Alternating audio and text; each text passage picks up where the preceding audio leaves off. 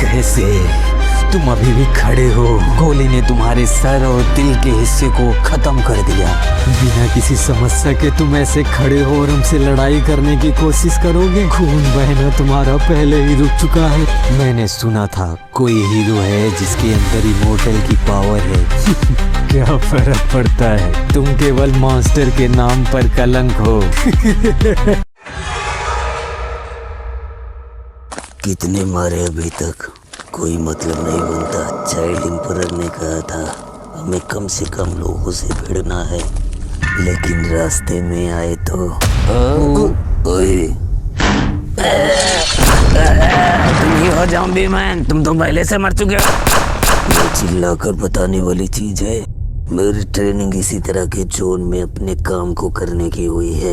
लड़ाई करना मेरा हुनर नहीं। इसमें तो खून ही नहीं आ रहा, क्यों ना हम इसके सर को ही चबा लें? पेट में जाएगा तो सही हो जाएगा। कोशिश करके देखो। हड्डियाँ टूटने का दर्द बुरा होता है। इस दरवाजे के पीछे क्या है? कुछ खतरनाक। मुझे वहाँ जाना चाहिए या नहीं? इंतजार पूरा हुआ हीरो। वैम्पायर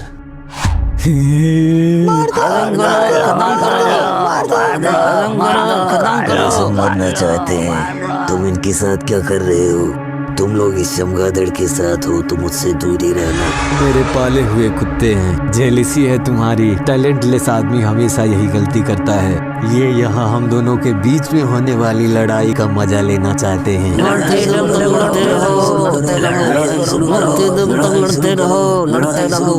क्लासियस हीरो ताकतवर कॉम्बैटिबिलिटी के साथ सामने एक वैम्पायर जिसे लोग नफरत करते हैं, मॉन्स्टर का मसीहा। तुम में से कौन मरेगा? हमें तो मजा आना चाहिए बस। बस में लड़कर मत जाओ, जो भी बचेगा उसे फिर हम खाएंगे। जल्दी करो, इंतजार नहीं होता। जाओ और हमें खाना दो। तो करो, ऐसे खड़े मत रहो, अच्छा नहीं लग रहा। इन पर ध्यान मत दो, मैं इन्हें बाद में देखूंगा। वैसे तुम क्लासियस हीरो ही हो? मैं तुमसे अभी तक परिचित नहीं हूँ। तुम्हारा नाम क्या है? माफ करना, मैंने तुम्हें बताया नहीं मेरा नाम। वैम्पायर उसे बहुत तेजी से बाइट करता है। मॉन्स्टर्स चिल्लाते हैं और उसका मजा लेते हैं। वो नीचे जमीन पर गिर जाता है। उसका टेस्ट उसे अच्छा नहीं लगता। हीरो के इतनी जल्दी मरने पर मॉन्स्टर्स बहुत निराश हो जाते हैं। उन्हें अच्छी फाइट देखने को नहीं मिली। तभी ज़ॉम्बी मैन फिर से खड़ा होता है। बड़ी मुसीबत के साथ खड़े हो रहे हो, बहुत बुरा। लेकिन इसके बाद ये मत सोचना मैं तुम्हें इसके लिए कोई रिवार्ड देने वाला हूँ। मैं एक वैम्पायर हूँ, इकलौता सच्चा मॉन्स्टर पूरे मॉन्स्टर एसोसिएशन में। एक वैम्पायर जो अपनी पौराणिक शक्तियों को अपने साथ लेकर चल रहा है बिना किसी मिलावट के। हमारी लड़ाई ज्यादा देर तक नहीं हुई, लेकिन तुम्हें हम दोनों में डिफरेंस साफ दिखा होगा। ज़ॉम्बी मैन तेजी से अपनी बंदूक निकालता है। पहाड़ में छो। बुलेट को पकड़ना कोई बड़ी बात नहीं है, बड़ी बात इसे वापस करने में है। इसे आप एक आसान जीत नहीं कहोगे। तालियां बजाओ। कोई रिएक्शन नहीं। तुम लोग अपनी तमीज भूल गए।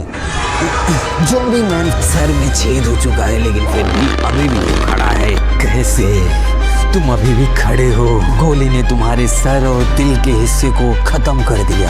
बिना किसी समस्या के तुम ऐसे खड़े हो और हमसे लड़ाई करने की कोशिश करोगे? खून बहना तुम्हारा पहले ही रुक चुका है। मैंने सुना था कोई हीरो है जिसके अंदर इमोर्टल की पावर है। क्या फर्क पड़ता है, तुम केवल मॉन्स्टर के नाम पर कलंक हो।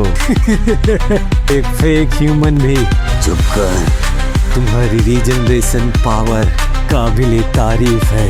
इन दोनों के बीच में काफी गर्मागर्मी फाइट स्टार्ट हो जाती है। ज़ॉम्बी मैन वैम्पायर पर बहुत सारे अटैक करने की कोशिश करता है, लेकिन बुलेट उसको छूती नहीं और वो बहुत तेजी से उसे हराता हुआ दिखाई देता है। बंदूक की गोलियां खत्म होने के बाद तलवार निकालता है। अब तुम इससे लड़ने वाले हो। वैम्पायर अपने बैट विंग से टैकल करने की कोशिश करता है और ज़ॉम्बी मैन यहाँ भी हारता हुआ दिखाई देता है। तुम्हें समझ आ गया होगा, तुम कचरे के अलावा कुछ नहीं हो। फिर भी मजा तो आ रहा है। फाइनली ज़ॉम्बी मैन के अथक प्रयास के बाद एक बुलेट उसे हिट हो जाती है, जिससे वैम्पायर गुस्सा हो जाता है। उस पर पर बहुत सारे बैट से अटैक करता है, आसपास के लोगों को भी परेशान करने लगता है, ज़ॉम्बी मैन को भी बहुत परेशान करता है। उसी समय में वो दूसरे मॉन्स्टर को मारकर उसका खून पी लेता है, जिससे वो फिर से रीजनरेट हो जाता है, उससे लड़ाई के लिए तैयार। इनके बीच में लड़ाइयाँ लगभग आधे घंटे तक चलती है। अंत में वैम्पायर जमीन पर पड़ा होता है, कटे हुए सर बाकी टुकड़ों के साथ। मैंने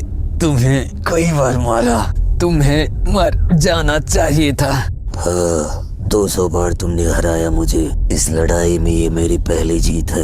वैम्पायर ज़ॉम्बी मैन से हार गया। उसकी पाले हुए कुत्ते ही अब उसे काटने को तैयार हैं। उसके शरीर को वो खाने की कोशिश करते हैं। ज़ॉम्बी मैन भी किसी तरीके से धीरे धीरे आगे बढ़ता है अपने घाव और बाकी चीजों के साथ, जो बहुत ही दर्द में दिखाई देता है। जैसे ही दरवाजे के पास पहुंचता है, बाकी मॉन्स्टर से कहते हैं कि तुम यहाँ से नहीं जा सकते, तुम्हें मरना होगा। ज़ॉम्बी मैन दरवाजे को लॉक करता है और उन सबको मिटा देता है। दरवाजा खुलता है, ज़ॉम्बी मैन बाहर आता है, फटे हुए सर हाथ भी उसके नीचे गिरते हुए दिखाई देते हैं। आराम करना चाहता है। थोड़ा सा आराम कर लिया जाए। लड़ाई बहुत टफ थी, मेरे शरीर का सारा खून निकल गया, लेकिन कोई बात नहीं, पसीना ज्यादा परेशान करता है। चाइल्ड एम्परर बोल रहा हूँ। बच्चे को मैंने रेस्क्यू कर लिया है और अब उसे लेकर सरफेस की ओर बढ़ रहा हूँ। सभी लोग दुश्मनों से दूर रहेंगे जैसा हमने प्लान किया था। खुद को संभाल कर रखना, हमने जितना सोचा था दुश्मन उससे भी ज्यादा खतरनाक है। Zombie man here, thank you. बिना तुम्हारे हम ये नहीं कर सकते। सब लोगों की तरफ से मैं तुमसे थैंक यू कहना चाहता हूँ। बच्चे में कुछ तो बात है। अब तो मैं भी हील हो गया, आगे बढ़ना चाहिए।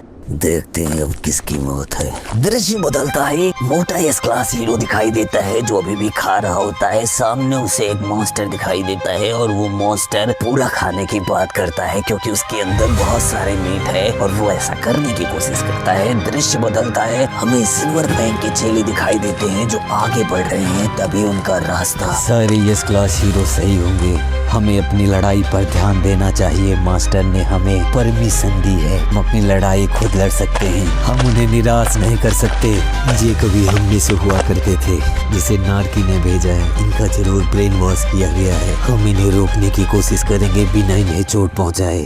ओके। समझ गया। एक नया चूहों का झुंड तुम लोग मेरे लिए आए हो।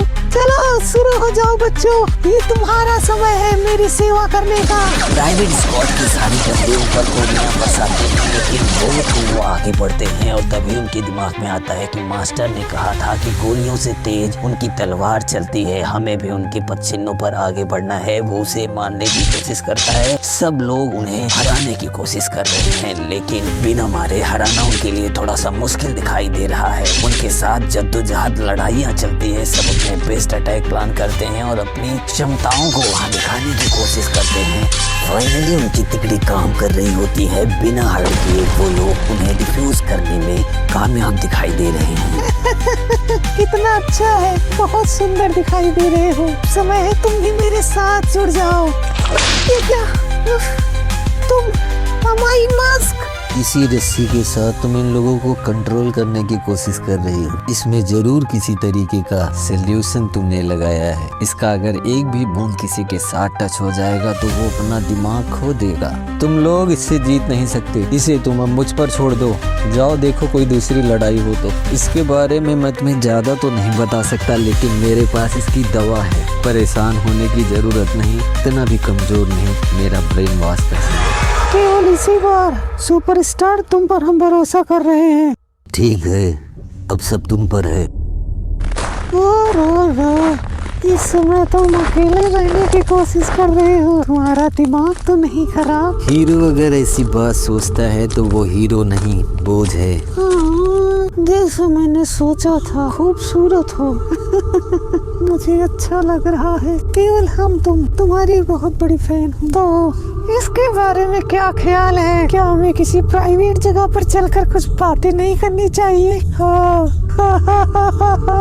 हो सकता है इन सबको मैं आजाद कर दूं जब मैं तुम्हें अपने वश में कर लूंगी। तुम्हें अब भी लगता है इस बेकार डील को मैं एक्सेप्ट करूंगा? तुम एक मॉन्स्टर हो तो मुझसे बच के रहना। इसका मतलब हमारी मास्क अब मैं तुम्हें अपना बनाऊंगी, उसके लिए चाहे मुझे जो करना पड़े।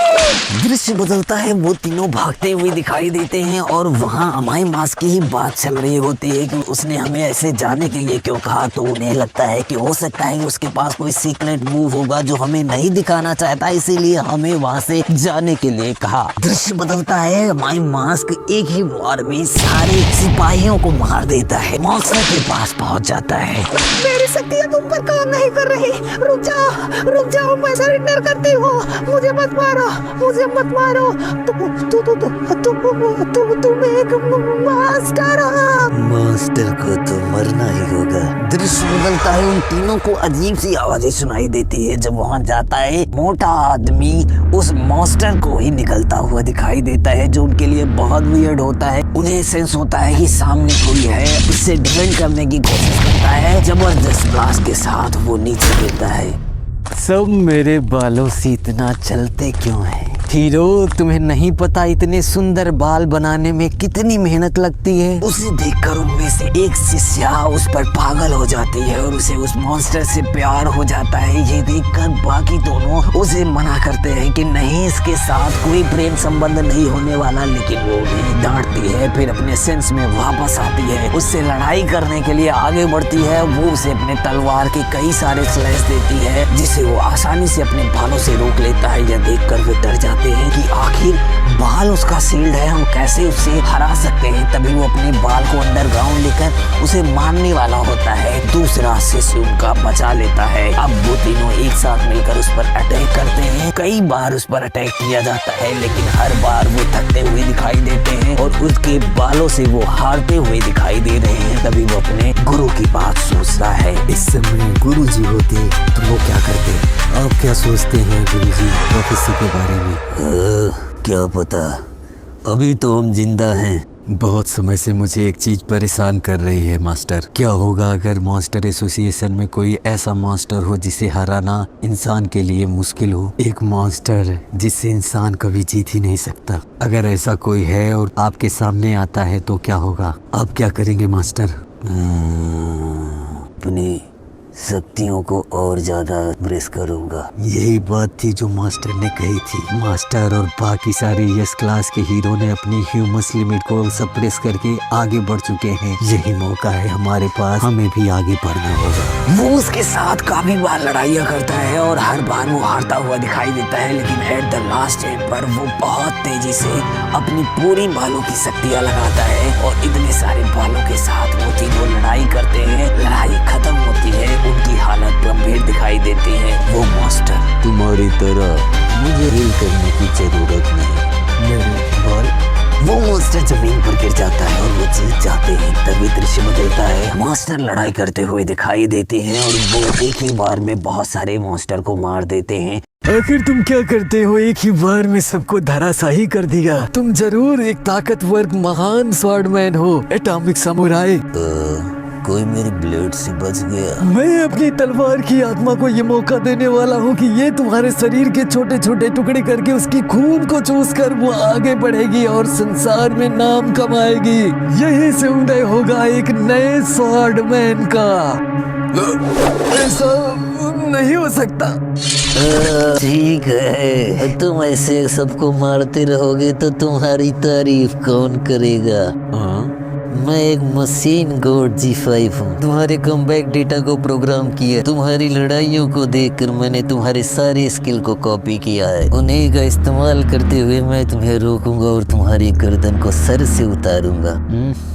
उनके बीच में घनघोर स्वॉर्ड फाइट होने लगती है। दोनों एक दूसरे को टक्कर देते हुए दिखाई देते हैं। रोबोट उसके टिट्टो मूव्स को कॉपी करके उसी के सामने चला रहा होता है और वो दोनों एक दूसरे से बातें करते हैं, बुरा फील करवाना चाहते हैं। रोबोट उनसे कहता है, मैं एक रोबोट हूँ, इंसान नहीं, तो मैं अपनी लिमिट को और भी ज्यादा सप्रेस कर सकता हूँ। मैंने तुम्हारे मूव्स को कॉपी किया है, उसे अपग्रेड करके एक तगड़ा मूव बनाऊंगा और तेजी के साथ तुम्हें मैं खत्म कर दूंगा। वो ऐसा करता भी है।